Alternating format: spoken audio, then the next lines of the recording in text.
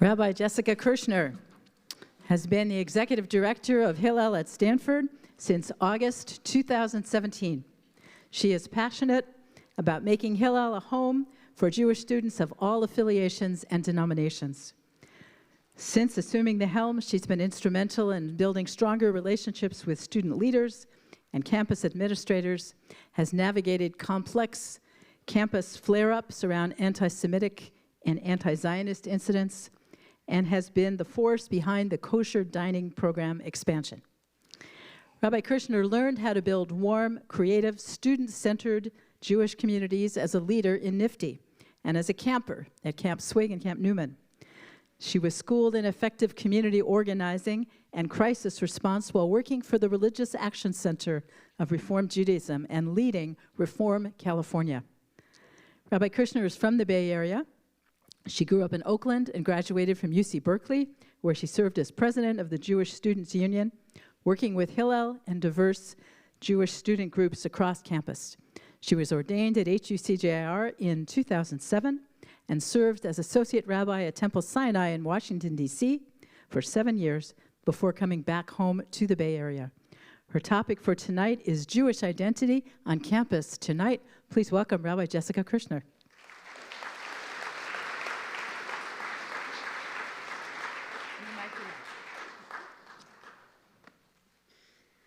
It's so wonderful to be here and to see so many beloved and familiar faces. I always thought of Beth Am as the Tiki Hut Temple, and it was the place where we met the bus to go to Camp Swig and coordinate for NIFTY events. And part of my Hillel story is also connected to this synagogue.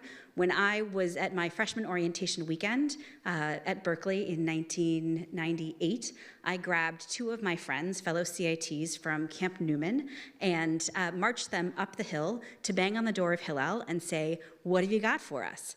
And on the other side of that door was Josh Miller, who grew up at this congregation, and he was new as the program director, and he said, "I am so excited you're here. I have work for you to do."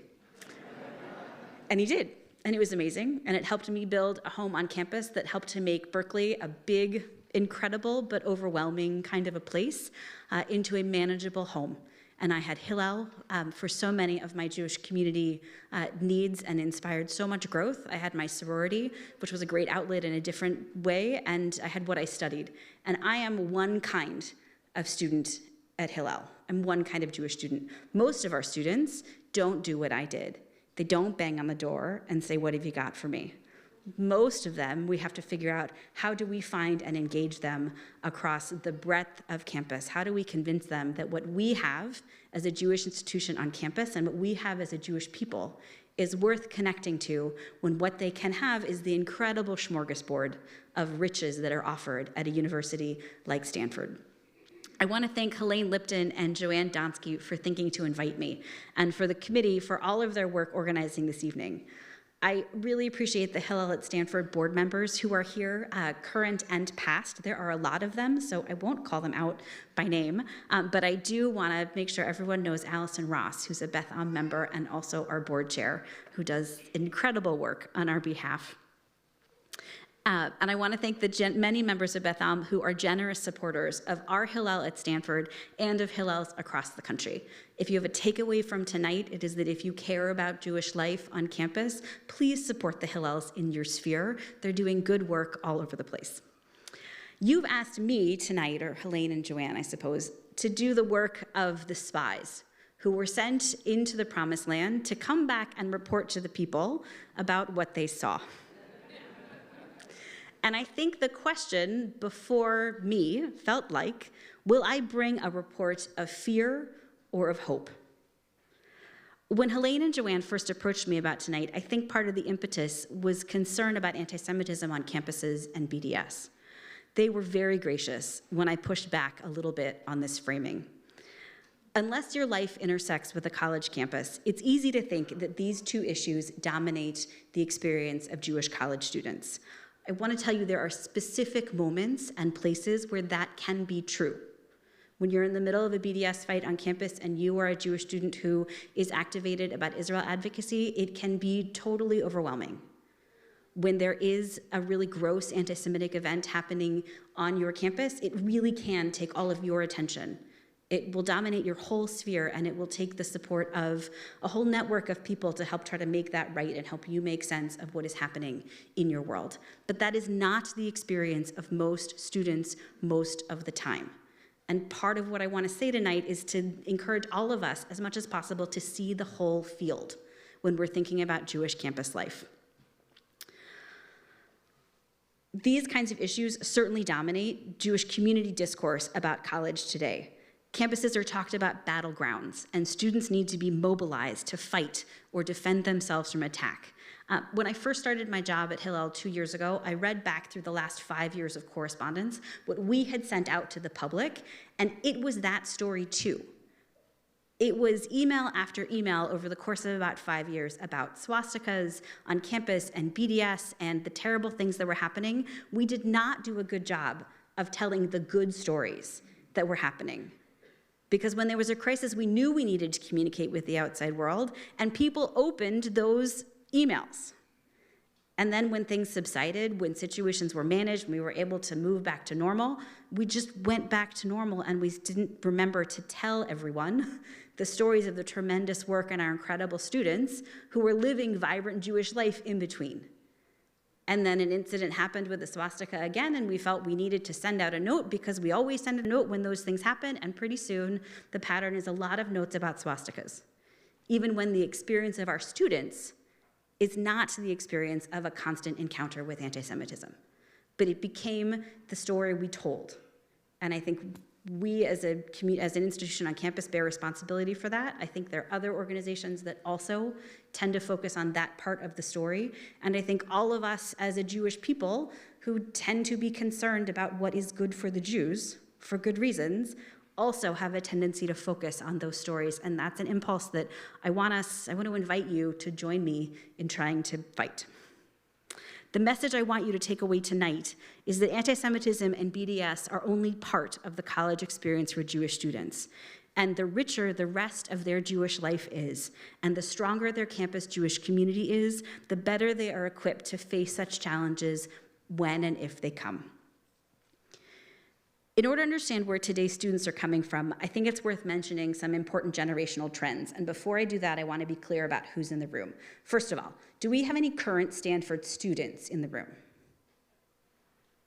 Okay. Any current members of the Stanford campus community? Faculty, staff? Great. Alumni? Excellent.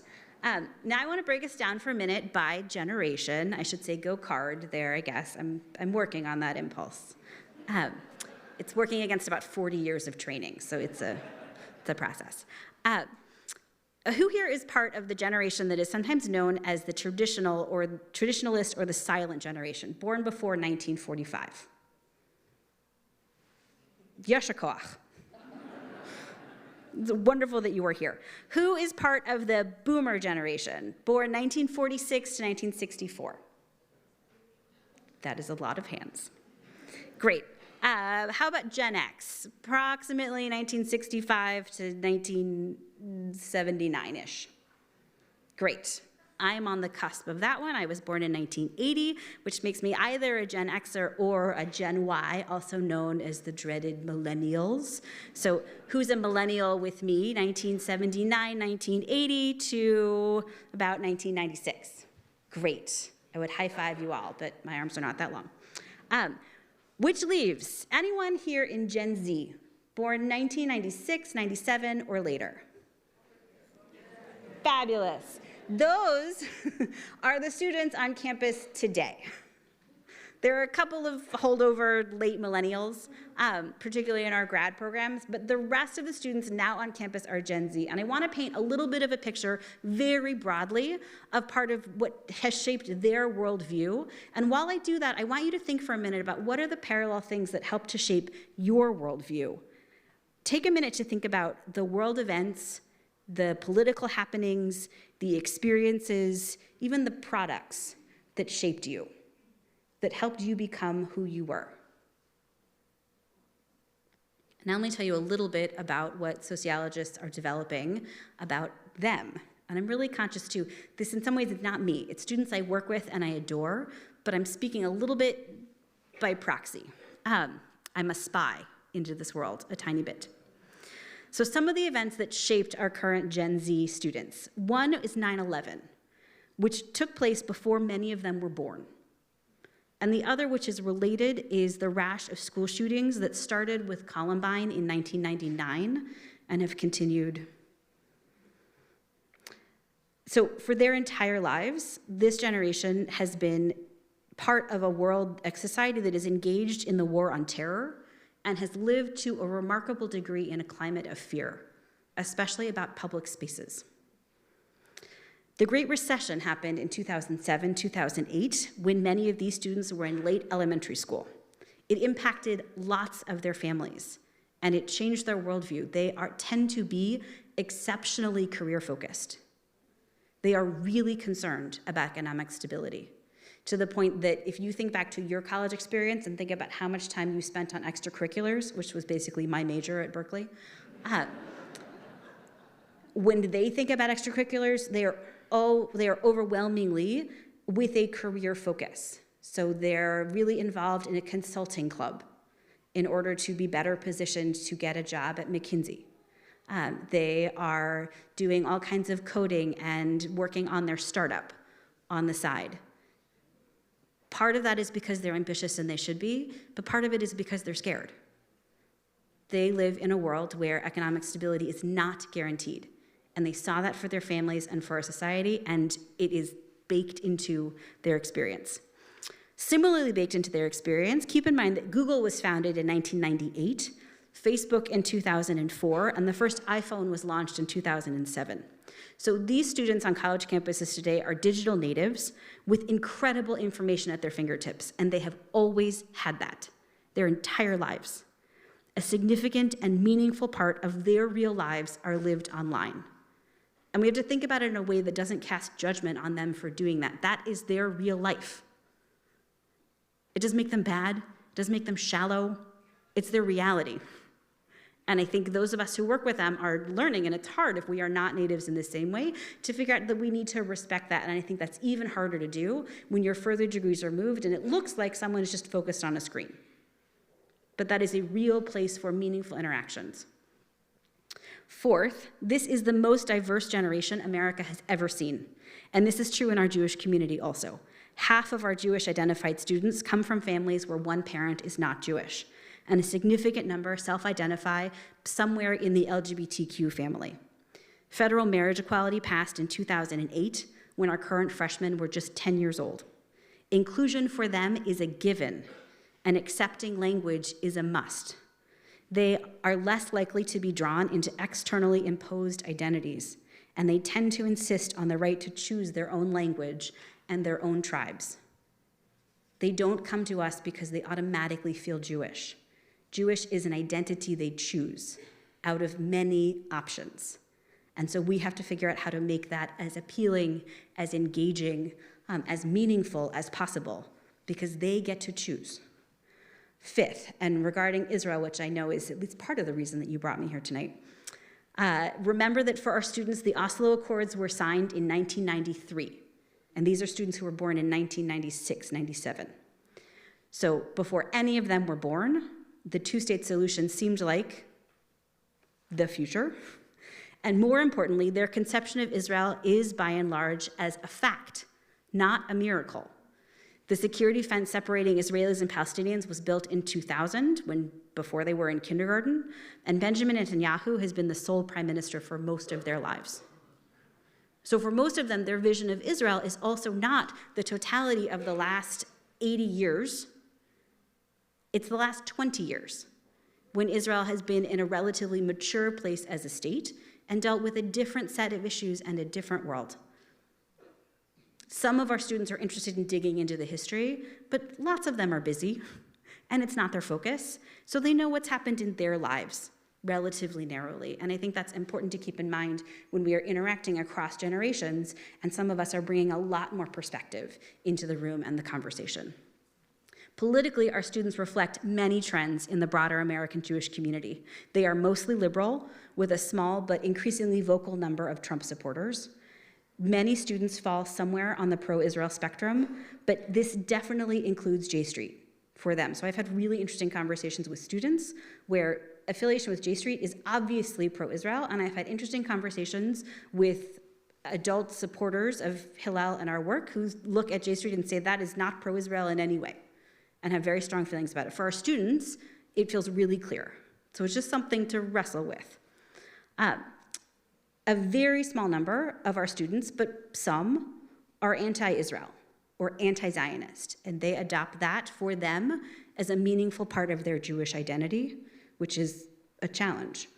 And frankly, the largest group is casually positive about Israel, but really generally kind of indifferent. It's just not their focus. Let me tell you a tiny bit about Stanford, because I'll speak specifically about our Hillel, but some of these I think are sort of broadly felt trends. Stanford and Stanford students, Jewish students have always been a small population at Stanford, but they've been there from the very beginning. It's never felt like an overwhelmingly Jewish university. I think the alums in the room, I'm seeing some nods, which is good. The Hillel has had varying strengths over the years, but there has always been a Jewish presence on campus, and there have always been a significant number of Jewish students and faculty. There are now about 7,000 undergraduates total, of which we think about 550 are Jewish. This is much smaller than the percentages that we think exist at most of our peer institutions, particularly sort of Ivy League schools on the East Coast. But it is larger than our share of the population at large. It is bigger, we think, in the graduate community, where there are about 12,000 graduate students and postdocs, and we think 1,100 to 1,200 of them are probably Jewish. The university does not give us data about who the Jewish students are. We have to go and find them. We're gentle stalkers, though. It's fine. For that, actually, I really appreciate Facebook. Some other things to know about our students: they are focused on securing economic stability. Nearly half of our undergraduates are majoring in engineering or computer science. Yeah. Often that is a double major, and it includes other things too, but that is a big part of campus life and culture. Stanford students are notoriously overcommitted. I wonder where they learned that. There are more than 600 clubs funded by the university and many informal opportunities throughout the year. Our students struggle with pressure, the pressure to cope with the abundance of opportunity, the pressure of limited time, the overwhelming pressure to excel in absolutely everything that they do, and the social pressure to appear to be managing everything just fine. This leads to the psychological shorthand, which is pretty common on campus, about the Stanford duck. Anyone heard of this? Okay, for those who haven't, it was a new term for me. We were bears. Apparently at Stanford, in addition to being trees, they're ducks. A Stanford duck glides effortlessly across the water, but is paddling furiously underneath. Hillel is just one of the hundreds of organizations who are vying for the attention and the time of these overcommitted Stanford ducks. And it is worth knowing, and frankly, it makes me incredibly sad, that 1 in 3 Stanford students come to campus with a diagnosed mental health condition. Our students are amazing. They are so smart. They are so dedicated. They are so high-strung in many cases, and they are so attuned to only achieve. And part of what I think we uniquely can offer as a Jewish community is a space to be a whole person. There are some of those on campus, but they're hard to find. It is really important that students find them, and I think it's a huge part of what we do. One thing I want you to remember about campus is that campus is the place where students live. It's where they negotiate tiny dorm rooms, where they live with strangers. It's where they figure out, what do you do in a same-gender bathroom where the other person is not your sibling?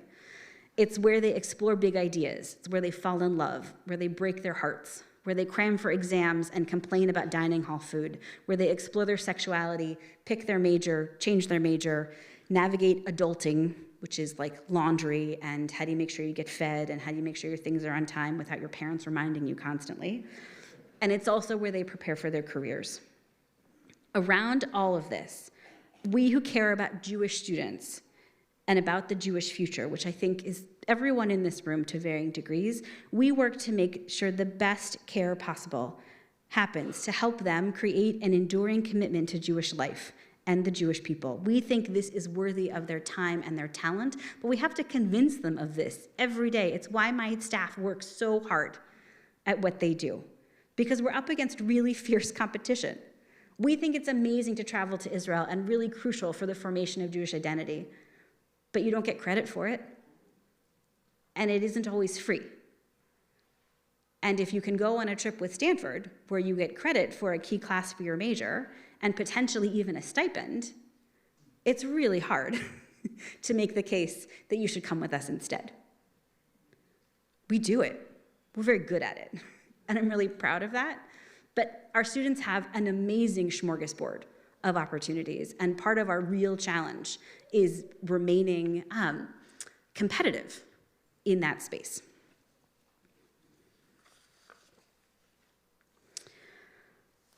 So one of the things that I wanted to talk about is how we and Hillels like us across the country do that kind of work, how we make the case for making an enduring commitment to Jewish life when our students could choose all kinds of things, and where, to be honest, as some of the research coming out about current students, it's telling us some students look at some of the issues that Hillels are most obviously identified with, including Israel, and they say that's just kind of too hot for me to touch. It's not that I dislike it, but I don't want to spend my social capital on it. I don't want to walk into a conversation where I know I might face some pushback when I don't feel like an expert. And I don't really want to get into a fight with the people that I live with and who someday I might want to form a startup with. So it's easier to not. And part of what we try to do and what Hillels across the country try to do is persuade students, no. It's better to engage. It's better to explore the richness of Jewish life for a million reasons than to say, nah, now, I'll pass. So part of how we do this, part of how we try to be appealing to students and the full range of students is by being radically pluralistic and as open as possible. We're trying to do what very few Jewish organizations are trying to do anymore, which is be there for all Jews.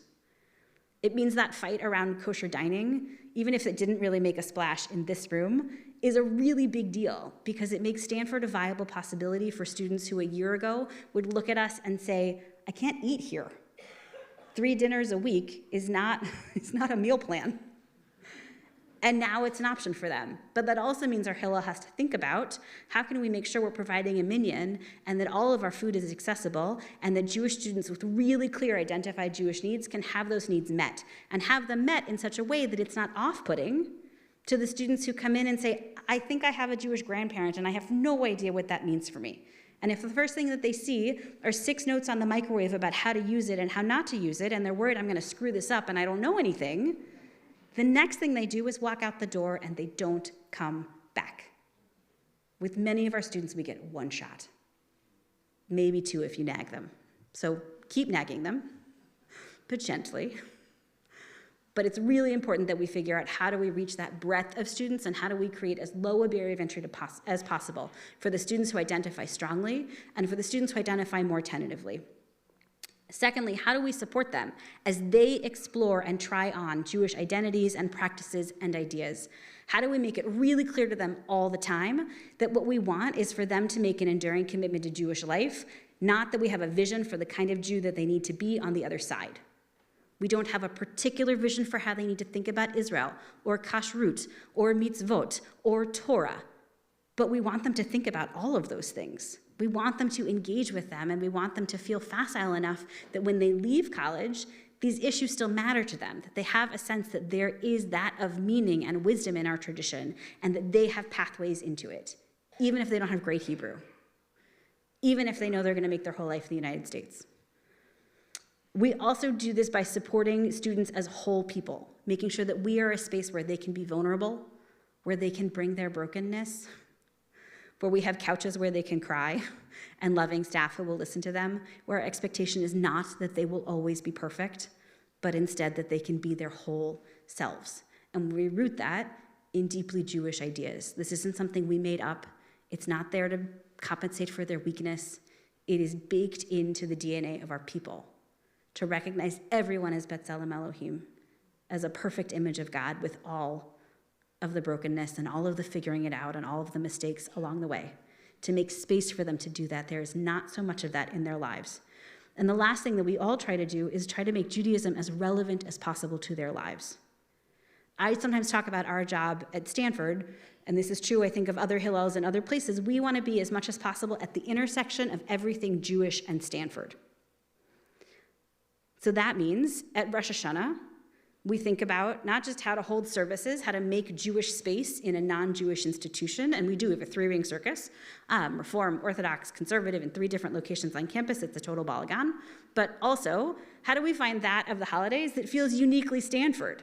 So we partnered with a Jewish student who works with the Stanford Space Initiative to do Tashlich in space.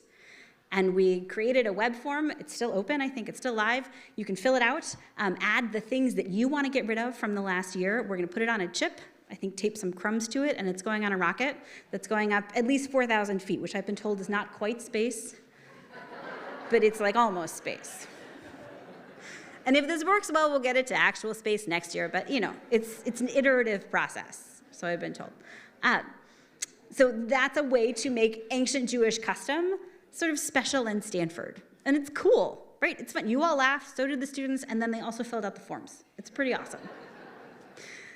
But we also try to make sure that Stanford, that this secular place where they live and learn and work and all the things they do, can also be a Jewish space when they need that. And I think a really good example of this is the way that we came together as a campus after the shooting at Congregation Tree of Life in Squirrel Hill. It happened on a Friday during Shabbat. So of our 2 sort of lead Jewish students, one didn't use his phone on Shabbat and one did. So I started off the day as soon as I heard, talking to the one student who used her phone, and we looped in the one who didn't use his phone right after Shabbat. And we figured out how did they want to respond as a Jewish community on campus. And we talked about the options, and I suggested that we do a vigil at Hillel because Jewish space had been violated, so let's make Jewish space holy again. And they said no. We want to be on campus. When people here are in pain, they say that in White Plaza. So we want to be there. And then they told me something that broke my heart. They said, we want to be there even if we are alone, even if no one comes out for us. And that was really their fear. And this is where I want to connect back to some of our anxiety about anti-Semitism. For our students, this was the first time in their lives that most of them were experiencing anti-Semitism as alive, as an issue, not an abstraction, not a historical fact, and not a bit of graffiti that you could walk by pretty easily, but something that made them feel really vulnerable. And it's the first time they experienced violent anti-Semitism in the United States, so it challenges all of their ideas about American exceptionalism. And their choice in that moment was they wanted to be in the middle of campus, sharing this pain with everyone, even if they were alone, because they are also concerned that part of the way the Israel conversation has happened on campus has alienated them from many other student groups, and so they feel isolated. And we've been doing a lot of work to support them in building bridges with other groups on campus so that they don't feel alone, but in a moment of real crisis, they were very worried that we were. And so we said, we will plan this, we'll make it happen. Even if no one comes, we will be there and it will be beautiful. They wanted to center student voices, so that's what we did. And then at about midnight, I didn't tell the students this, but I sent out an email to some administrators who I had gotten to know in the last year, and I told them how sad it made me that my students were worried that they would be alone at a moment like this. And when the vigil happened the next afternoon, more than 300 people came. It was amazing. That is a lot for a public gathering at Stanford, especially on a Sunday afternoon in the middle of campus when you otherwise have no reason to be there. And the president of the university came, and representatives of other religious groups came. But I will tell you the thing that was the most inspiring, the thing that made our students feel loved and seen by campus, was when about 20 students from Ujima, which is the Afro-American focused residential housing program on campus, when they came with yellow t-shirts, because this is a group we have not always seen eye to eye on, and where Israel is sometimes a dividing line. When a whole group of those students came together and you saw them standing in solidarity with our students, that was the moment when many of our students broke down. But it was also such a hopeful moment because Stanford showed them a mirror of the community that they hoped that they were part of, that they had been working to be part of. And when they needed it, it was there for them. And that was incredible and did so much to bridge the fear of a weekend like that, a fear that I think we all felt together.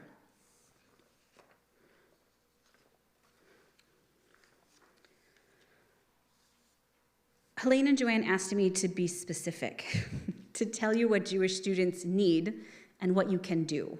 So I've worked on that a little bit, though I'll warn you, I'm not sure you'll be happy with all of my answers. First, what do Jewish students need? First of all, what they need is what Judaism at its best has always offered. They need a system that values each individual as a beautiful reflection of God, just as they are. The rest of their culture is telling them not to believe that, and we have to teach them to see it. They need a community for friendship, for support, and for resilience. They need Shabbat. They need it desperately. We all need it. Not necessarily the 27 hours of not doing anything at all, not sitting in the dark, but they need a moment to really connect with other people and to turn off all of the distractions. They need a counterweight to the immense pressure they feel to do, to make, to succeed, to consume. They need permission and the imperative and the support just to be. And I will tell you, they don't just need that on campus, they need models of that in their lives. So they're not doing it all by themselves. They need you to do that too, for them and also for you. They need guides on their journeys, and they need signposts for building a meaningful life. They need loving adults who know and care about them. They need access to the wisdom of our tradition in forms that feel relevant, and this, I think, is actually what Hillels do best. They also need mental health support. So I will tell you, as we are beginning to think about what could an expansion in our staff look like, the first thing on my fantasy list is a social worker. And it's not because Stanford isn't trying really hard, they are, but the volume of need is so great. And if we were able to have someone in our Hillel who is available to students all the time, who they could come and talk to for a real therapeutic relationship, and who could help us as a staff think constantly about how are we best serving the mental health needs of our students, how are we helping to build their resilience and their skills, I think we would do an immense service to them and their Jewish lives and our Jewish future. They also need a strong economy, which I can't fix at Hillel. They need a shift in our culture so that they can work and live. They need the reverse of that old labor slogan where proletariat workers said, "Give me bread, but give me roses too." They need your help to realize that the roses of life matter a hell of a lot too. They are really oriented towards bread. They know that's where they need to go. We need to remind them that they need all of the other things that make life good too, and we need to make it as easy as possible to access those things. They also need us to engage seriously around climate change. And here I am sure this is not what Helene and Joanne thought I was going to talk about, so I'll be very brief. I will just say it is their existential fear. It is the thing they will talk about all the time if you can get them to really open up about what scares the heck out of them. We often turn to our youth to inspire us, but they need the rest of us not to stop fighting for them and for their future. This is one of those moments we can't look at them and say, you fix it. We have to fix it. If it's left to them, it is too late, and they know it, and that is terrifying. They need our support, but they also need us to listen. In preparing for tonight, I spoke to several of our student leaders. First, they said thank you. I want you to know that. They said thank you for caring about us. They are really polite, which is lovely. It's part of what makes them so charming. But they also want you to be savvy media consumers.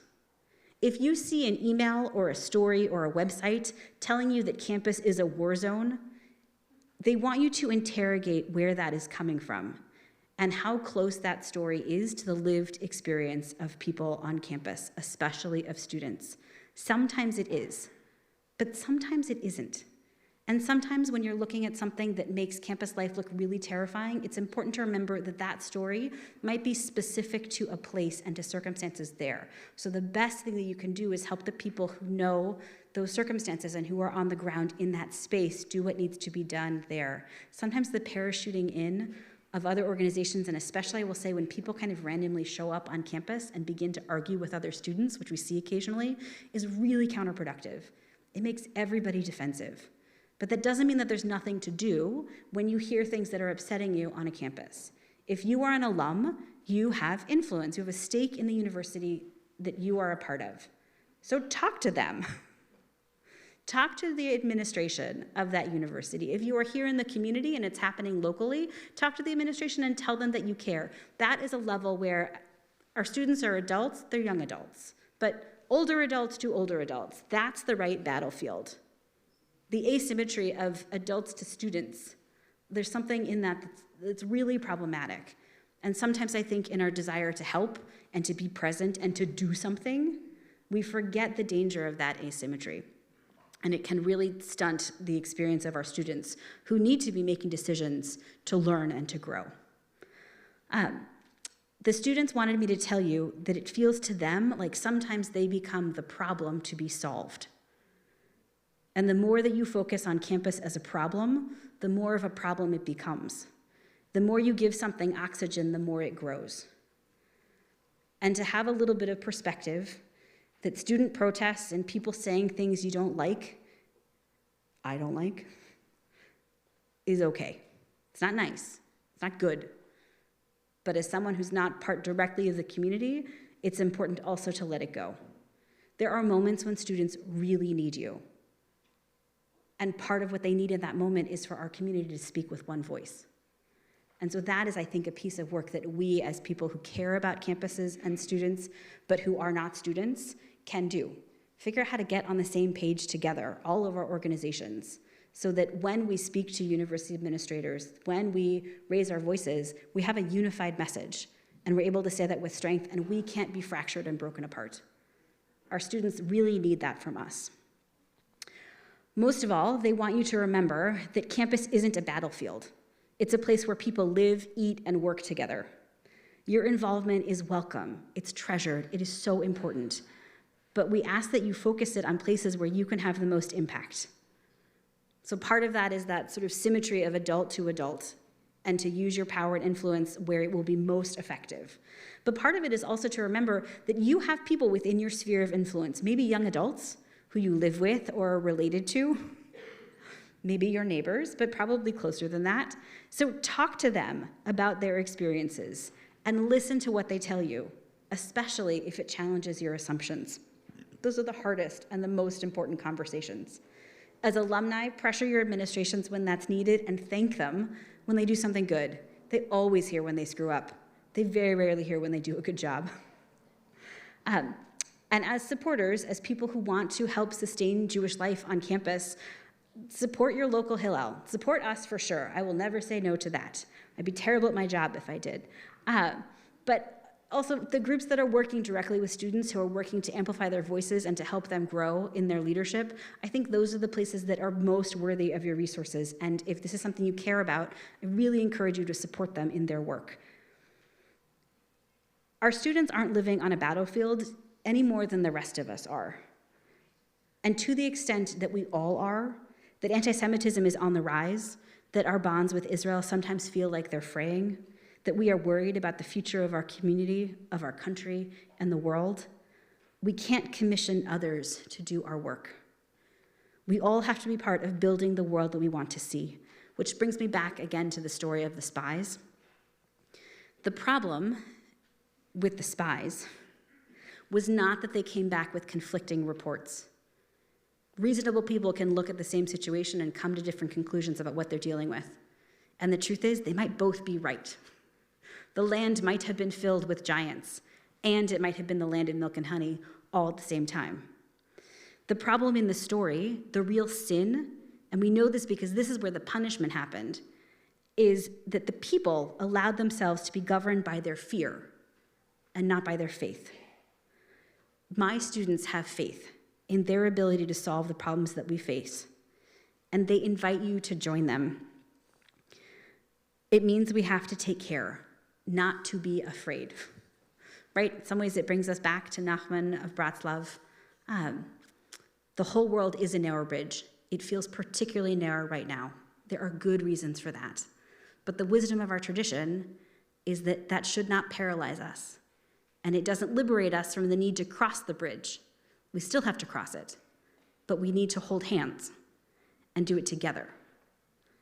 And I am very proud to invite you into that partnership with us at Stanford and with Hillel's and others who are working directly with students across the country. We really do need each other.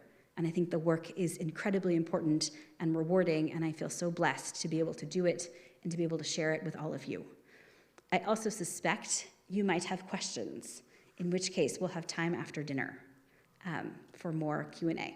And I'm always available also by email or by phone, but better by email, after tonight if there's something that you want to follow up with or you're looking for ways to get more involved. So many of you already are, and thank you. It's really incredible to be part of such a community and to have you as partners. Shabbat Shalom.